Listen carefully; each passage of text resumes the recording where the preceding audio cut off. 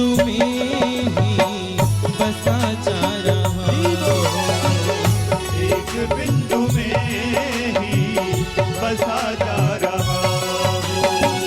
मैं घनश्याम को देखता जा रहा हूँ। मैं घनश्याम को देखता जा रहा हूँ। मैं घनश्याम को देखता जा रहा हूँ। मैं घनश्याम को देखता जा रहा हूँ। मैं घनश्याम को देखता जा रहा हूँ। मैं घनश्याम को देखता जा रहा हूँ। मैं घनश्याम को देखता जा रहा हूँ। मैं घनश्याम को देखता जा रहा हूँ। मैं घनश्याम को देखता जा रहा हूँ। मैं घनश्याम को देखता जा रहा हूँ। उसी की झलक पे मिटा जा रहा हूँ। उसी की झलक पे मिटा जा रहा हूँ। मैं घनश्याम को देखता जा रहा हूँ। मैं घनश्याम को देखता जा रहा हूँ। मैं घनश्याम को देखता जा रहा हूँ। मैं घनश्याम को देखता जा रहा हूँ। बोलिए वृंदावन बिहारी लाल की जय। प्रहलाद जी की दशा ऐसी लग रही है कि मानो मानो प्रभु प्रेम में पागल हो चुके हैं। कभी रोते हैं, कभी हंसते हैं, कभी नाचने लगते हैं। मां कयादु को चिंता होने लगी कि हमारे प्रहलाद को हो क्या क्या। पिता से चर्चा की, हिरण्यकश्यपु से कहने लगी कि मुझे लगता है कि कोई बात प्रहलाद को सता रही है। प्रहलाद तो कभी कभी पागलों जैसी हरकतें करता है, कभी हंसता है, कभी रोने लगता है, कभी नाचने लगता है, कभी गाने लगता है।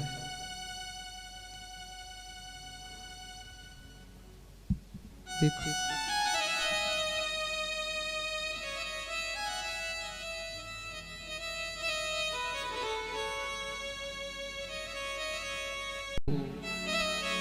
एक दिन गोद में बिठाकर पूछते हैं कि बेटा क्या कोई कष्ट है, कोई पीड़ा है, कोई दुख है क्या, कोई वस्तु तुम्हें अच्छी लगती हो और वो तुम्हारे पास ना हो, उसके अभाव का तुम्हें दुख हो, मुझे बताओ।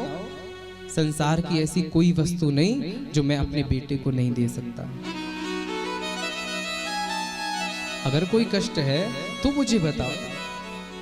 प्रहलाद जी कहने लगे कि पिताजी मेरा इस घर में मन नहीं लगता, मुझे यहाँ रहने में घुटन सी होती है। हिरण्यकश्यपु कहते कि क्यों? क्योंकि पिताजी मेरे गुरुदेव देवर्षि नारद वो कहते थे कि जिस घर में मैं मेरा तू तेरा, ये तू मैं 24 घंटे होती रहती हो, ऐसा घर घर नहीं, ऐसा घर तो नरक है, ऐसा घर तो शमशान है। हे पिताजी कि तत्साधु मन्य असुरवर्य देहिना सदा समुद्विग्न दिया मसद्ग्रहात् हित्वात्मपातं ग्रहमंदकूपम वनम गतो यद्धरिमा शयेत। हे पिताजी एक सज्जन को चाहिए कि ऐसे घर का त्याग करके वन चला जाए, जंगल चला जाए, क्योंकि उस शमशान में केवल भूत प्रेतों का ही निवास होता है, कोई सज्जन वहां पर नहीं रह सकता। इसलिए मुझे इस घर में घुटन होती है, घुटन होती है।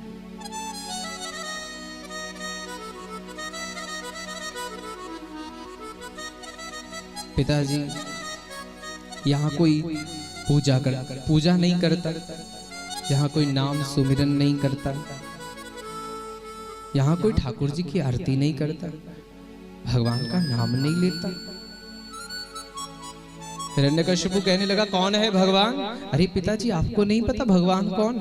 अरे भगवान तो नारायण है, श्री हरि विष्णु है, जो नाम सुना अपने शत्रु का बेटे को गोद से नीचे फेंक दिया। फिर सोचने लगा कि शायद किसी ने इसकी मति को भ्रष्ट किया। कोई बात नहीं, आसुरी विद्या को पढ़ने के लिए संड और अमरक शुक्राचार्य के बेटे उनके गुरुकुल में भेजा। पर हिरण्यकशिपु कहां जानता था कि इसका बेटा प्रहलाद सब कुछ मां के गर्भ में ही सीख चुका है, पढ़ चुका है। प्रहलाद जी तो और बालकों से भी कहते हैं कि मेरा पिता भगवान नहीं है, भगवान तो नारायण है, हरि है, विष्णु है। अगर भक्ति करनी है तो उनकी करो, उनका नाम गाओ, उनकी सेवा करो, उनका पूजन करो। मेरा पिता भगवान नहीं। संड और अमरक ने बताया कि आपका बेटा तो और असुर बालकों को भी खराब करता है, उनकी मति को भी भ्रष्ट करता है। तब हिरण्यकश्यपु अनेक यातनाएं प्रहलाद जी को देते हैं। कभी तो सर्पों से डसवाया गया, कभी पहाड़ी से गिराया गया, कभी शेरों से नुचवाया गया, पर पग पग पर भगवान अपने भक्त की रक्षा करते हैं। यहां तक कि बुआ होलिका प्रहलाद को जलाने के लिए आई थी, पर उस चिखा से भी, उस चिता से भी, उस अग्नि से भी मेरे ठाकुर अपने भक्त की रक्षा करते हैं। होलिका जलकर भस्म हो गई, लेकिन प्रहलाद जी एकदम सुरक्षित रहे। अब हिरण्यकशिपु से रहा नहीं गया। अपनी सभा में एक खंबे को बड़ा तपाया गया, गर्म किया गया कि आज इस लोहे के खंबे से प्रहलाद को चिपकाऊंगा और मार दूंगा। प्रहलाद जी आए, उस खंबे की ओर देखा। खंबे के ऊपर भगवान चींटी का रूप बनाकर रेंग रहे हैं। भक्त को बल मिल गया कि नहीं, ये कोई साधारण चींटी होती तो जल करके भस्म हो जाती, ये साक्षात मेरे प्रभु ही है, मेरे ठाकुर ही है। कि पुल बैठा हिरण्यकश्यप नो खौफ जरा नहीं खांदा, कीड़ी ना बनदा रामा, प्रहलाद डोल जाता। कीड़ी ना बनदा रामा, प्रहलाद डोल जाता। कीड़ी ना बनदा रामा, प्रहलाद डोल जाता। कीड़ी ना बनदा रामा, प्रहलाद डोल। सभी दोनों हाथ उठाकर भाव से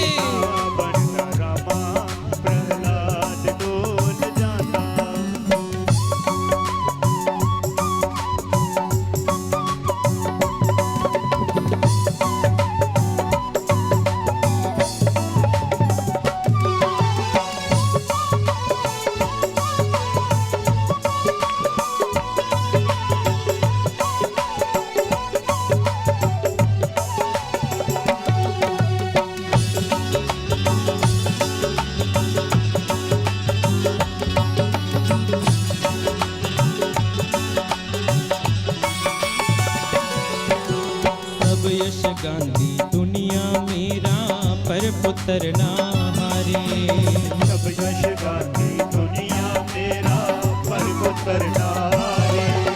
मर जाऊगा बिन आईए मौत नु बाचा मारे। मर जाऊगा बिन आईए मौत नु बाचा मारे। हो देखो मेरे पंजे विचों केड़ा यान छुड़ांदा। देखो मेरे पंजे विचों केड़ा यार छुड़ाना। कीड़ी ना बनदा रामा, प्रहलाद डोल जाता। कीड़ी ना बनदा रामा, प्रहलाद डोल जाता।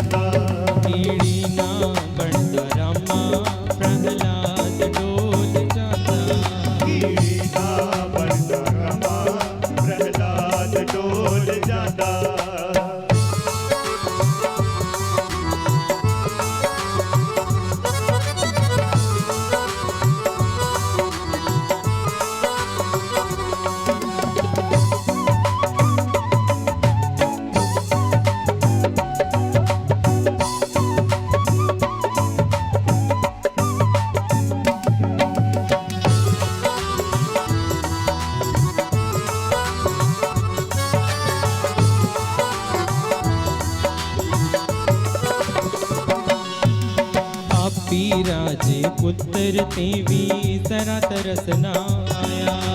पापी राजे पुत्र ते भी जरा तरस ना आया।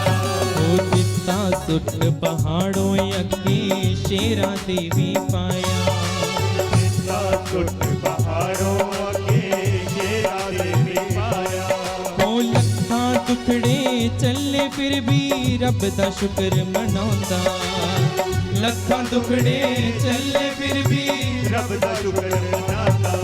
कीड़ी ना बनता रामा प्रहलाद डोल जाता। कीड़ी ना बनता रामा प्रहलाद डोल जाता। कीड़ी ना बनता रामा प्रहलाद डोल जाता। कीड़ी ना बनता रामा प्रहलाद डोल जाता।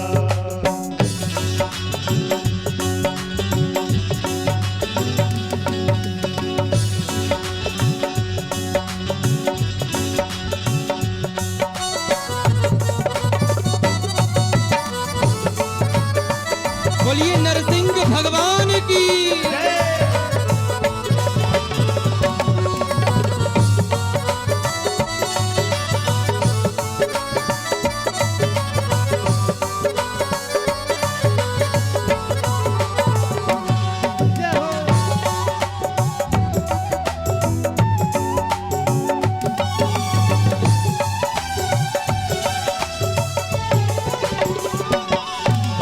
गुस्से दे विच हिरणाकश ने तत्ते खंभ गड़वाए। उसने दे विच हिरणाकश ने तत्ते खंभ गड़वाए। तू लग जाए दे नाल में बिखा तेनू कौन बचाए। लग जाए दे नाल न देखा तेनू कौन छुड़ाए। ओ बन के सच्चा रूप कीड़ी दा सच्चे ताई छुड़ांदा। बन के सच्चा रूप कीड़ी दा सच्चे ताई छुड़ाता। कीड़ी ना बनता रामा प्रहलाद डोल जांदा। कीड़ी ना बनता रामा प्रहलाद डोल जाता। कीड़ी ना बनता रामा प्रहलाद डोल जांदा। कीड़ी ना बनता रामा प्रहलाद डोल जाता। हो पुल बैठा हिरणाकश रब नू खूब जरा नहीं खांदा। पुल बैठा हिरणाकश रब नू खूब जरा नहीं खाता। कीड़ी ना बनता रामा प्रहलाद डोल जांदा। कीड़ी ना बनता रामा प्रहलाद डोल जाता। कीड़ी ना बनता रामा प्रहलाद डोल जांदा। कीड़ी ना बनता रामा प्रहलाद डोल जाता। कीड़ी ना बनता रामा प्रहलाद डोल जांदा। कीड़ी ना बनता रामा प्रहलाद डोल जाता। बोलिए वृंदावन बिहारी लाल की जय। भगवान चींटी का रूप बनाकर उस तपते हुए खंबे पर रेंगने लगे, चलने लगे। हिरण्यकश्यपु कहता है कि देख तेरी मौत, हे प्रहलाद देख ये तेरी मौत है। प्रहलाद जी कहते नहीं पिताजी मौत नहीं, मुझे तो इसमें अपने नारायण दिख रहे हैं, ठाकुर दिख रहे हैं। हिरण्यकश्यपु कहता है तेरा भगवान तेरा नारायण इसमें है? हाँ पिताजी मेरे नारायण इसमें है। हिरण्यकश्यपु को लगा कि शायद विष्णु मुझसे डर करके इस खंबे में छुपा बैठा है। जोर से गदा का प्रहार किया उस खंबे पर, खंबे को फाड़ करके भगवान नरसिंह प्रकट हो गए। बोलिए नरसिंह भगवान की जय। भगवान नरसिंह का और हिरण्यकश्यपु का बड़ा भीषण युद्ध हुआ। सुबह से शाम हो गई लड़ते लड़ते। ठाकुर जी शाम को संध्या के समय घर की देहरी पर ही हिरण्यकश्यपु की बैठ करके अपनी गोद में हिरण्यकश्यपु को लेटाते हैं और कहते हैं कि हे कश्यप नंदन, आज ब्रह्मा से लिए अपने एक एक वरदान को याद कर ले। क्या वरदान था? 12 महीने में मृत्यु ना हो। बता कौन सा महीना चल रहा है? कहता है कि अभी तो मलमास चल रहा है, पुरुषोत्तम मास 13वां महीना चल रहा है। तेरा ये भी वरदान था, ना घर के अंदर मरूं ना बाहर, बता कहां पर है? अरे मैं तो देहरी पर हूं। तेरा ये भी वरदान था, ना मैं धरती पर मरूं ना मैं आकाश पे, कहां पर है तू? मैं तो आपकी गोद में हूं, ना धरती पर ना आकाश पर। वरदान था तेरा कि ना मैं नर से मरूं ना मैं पशु से मरूं, बता मैं नर हूं या पशु? अरे प्रभु आप तो नरसिंह हैं, सारा शरीर मानवों जैसा और केवल चेहरा पशुओं जैसा, सिंह जैसा। आप नरसिंह हैं। तूने वरदान लिया था, ना मैं अस्त्र से मरूं ना मैं शस्त्र से। बता मेरे ये जो नाखून है ये अस्त्र है या शस्त्र? शस्त्र जिसे हाथ में धारण करके लड़ा जाए, और अस्त्र जैसे वर्षी भाला जिसे फेंका जाए, फेंक करके मारा जाए। प्रभु जी ना अस्त्र है ना शस्त्र। ठाकुर जी को इतना क्रोध आया कि उसकी छाती को फाड़ करके रक्त का पान करते हैं और उसकी आंतों को निकाल करके ठाकुर जी गले में लपेट लेते हैं। इसने मेरे भक्त को बड़ा कष्ट दिया, बड़ा दुख दिया। क्रोध बढ़ता जा रहा है, क्रोध बढ़ता जा रहा है। ब्रह्मा जी को लगा कि कहीं प्रलय ना आ जाए, कहीं प्रलय ना आ जाए। स्तुति करने के लिए आए, नरसिंह दहाड़ते हैं। दहाड़ सुन के ब्रह्मा जी भाग गए। सारे देवताओं को देखकर ठाकुर जी को और गुस्सा आया कि ये तब नहीं आए जब मेरे भक्त पर इतना संकट था, और आज जब ये राक्षस मर गया तब ये आए हैं मेरे पास मेरी स्तुतियां करने के लिए। अरे भागो यहां। सब देवता भाग गए। लक्ष्मी जी को कहा कि आप क्रोध को शांत करवाइए। लक्ष्मी जी कहने लगे नहीं नहीं नहीं नहीं। लक्ष्मी कहती है कि ये मेरे नाथ नहीं हो सकते। अरे वो तो बहुत सुंदर हैं, उनकी आंखें कमल के समान, वो तो अलौकिक है, बहुत सुंदर है, ये वो नहीं हो सकते, ये मेरे नाथ नहीं है। गणेश जी से कहा कि आप करो इनके क्रोध को शांत। गणेश जी अपने चूहे पर सवार जैसे नरसिंह भगवान के पास पहुंचे, ठाकुर जी ने दहाड़ मारी, चूहा भाग गया। गणेश जी लोट-पोट होते नीचे गिरे। ब्रह्मा जी समझ गए कि ये गैया ऐसे नहीं मानेगी, इसका बछड़ा इसके आगे करना पड़ेगा। प्रहलाद जी को आगे किया कि बेटा तू ही अब इनके क्रोध को शांत कर सकता है। प्रहलाद जी गए, ठाकुर जी ने देखा, आंखों में आंसू आ गए।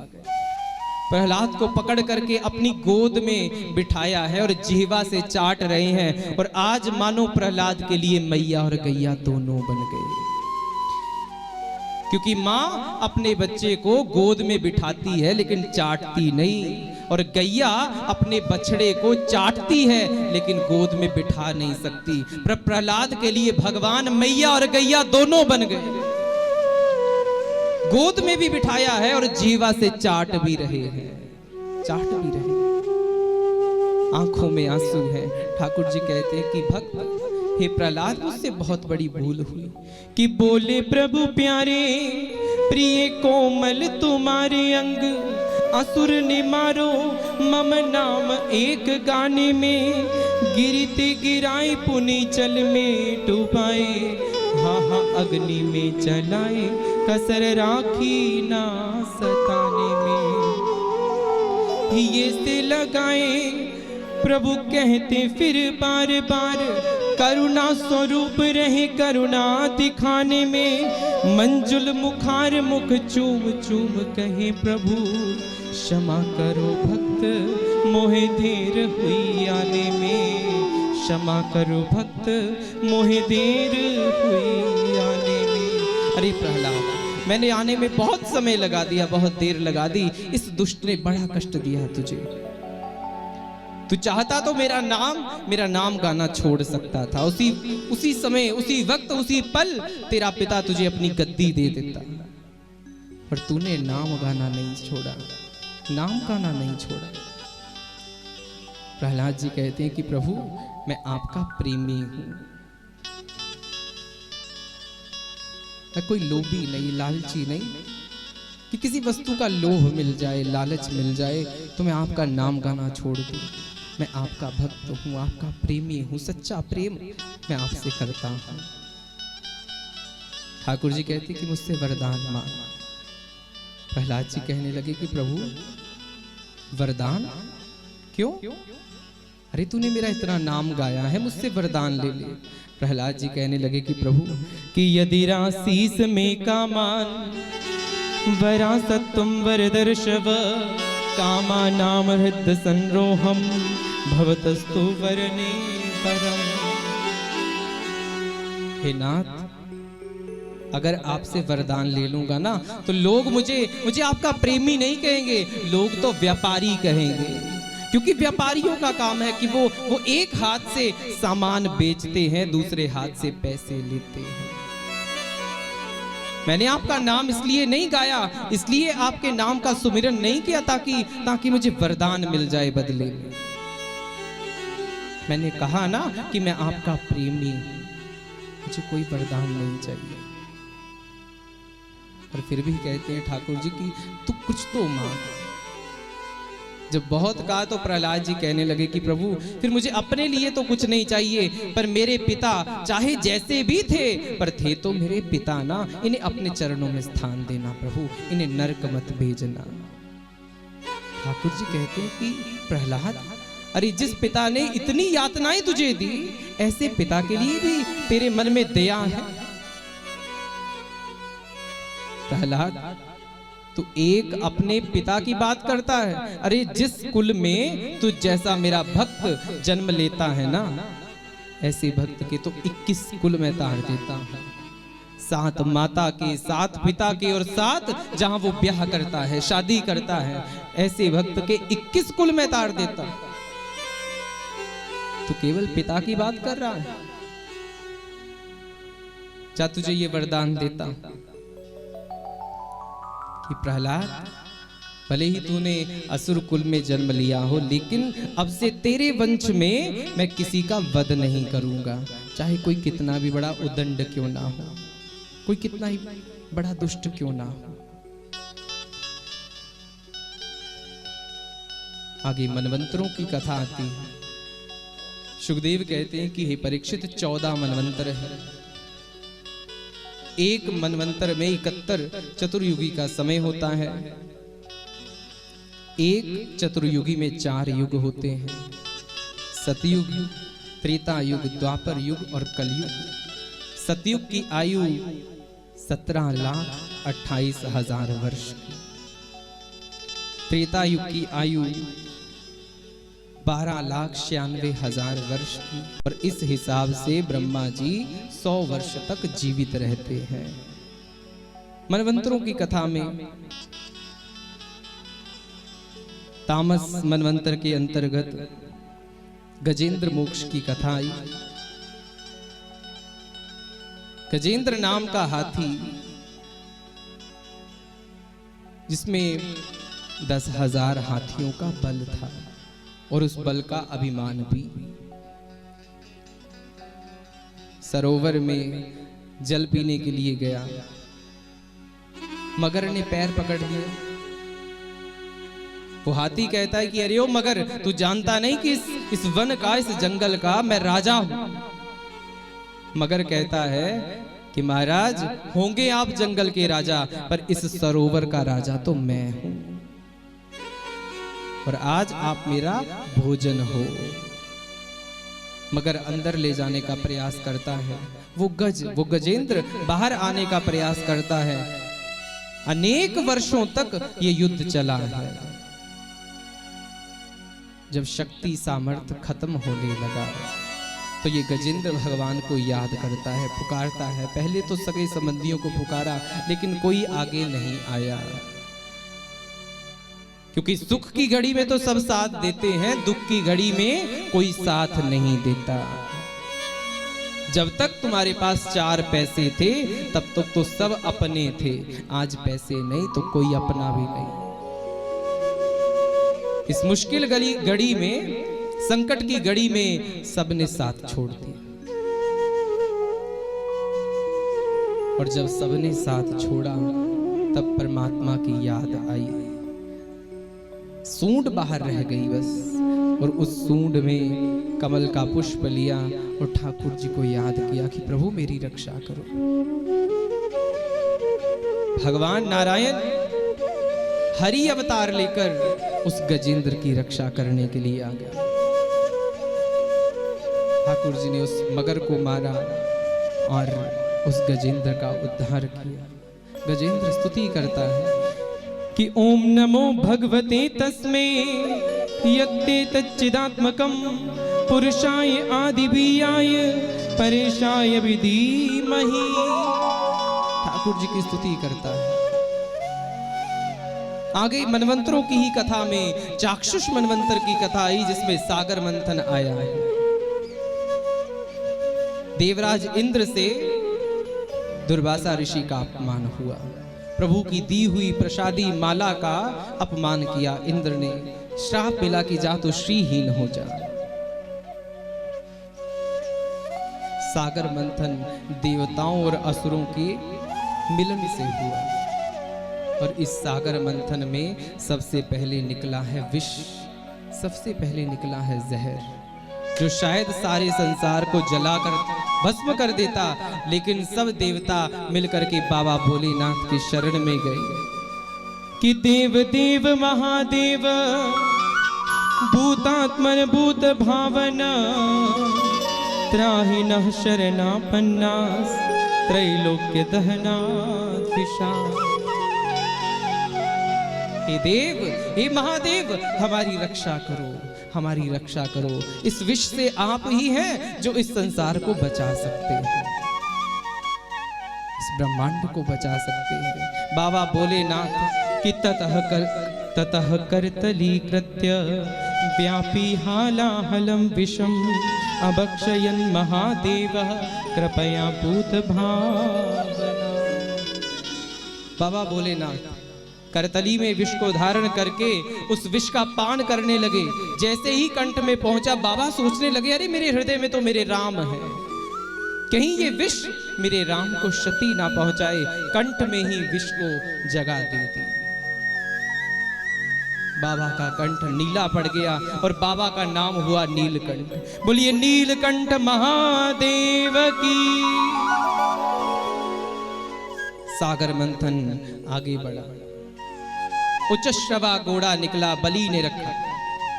ऐरावत हाथी निकला, देवराज इंद्र अपने पास रखते हैं। कौस्तुभ मणि नारायण को दी गई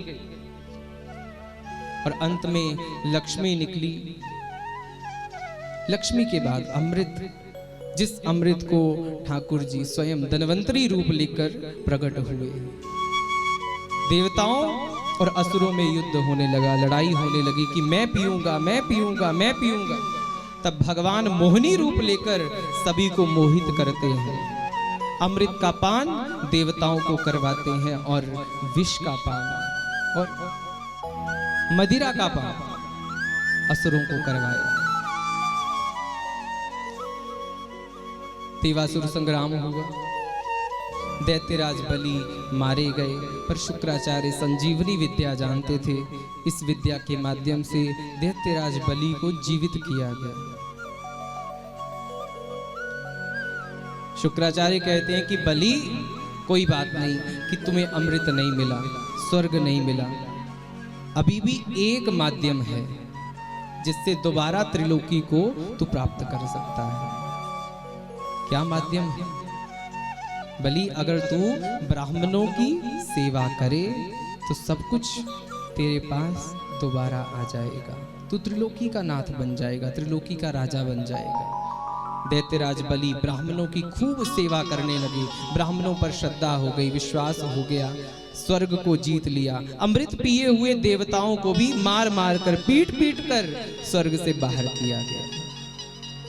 देवता दर बदर भटकने लगे। देवताओं की माता अदिति को बहुत चिंता हुई।